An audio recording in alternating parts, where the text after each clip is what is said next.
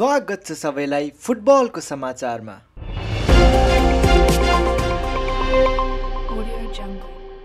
आजको पहिलो समाचार रहेको छ बार्सेलोना फ्यान्समा डरको माहौल। आज हुन गइरहेको च्याम्पियन्स लिग सेमिफाइनलमा बार्सेलोनाले ग्रीन जर्सी लगाउँदैछ, जसले गर्दा बार्सेलोना फ्यान्सहरू रोडमा आएर प्रोटेस्ट गरिरहेका छन्। के बार्सेलोनाको प्रेसिडेन्ट लापोर्ताले यसको बारेमा केही सोच्नुहुनेछ त? त्यो त अब म्याच हेर्दा मात्र थाहा हुनेछ। अब लागौँ हामी दोस्रो खबरमा।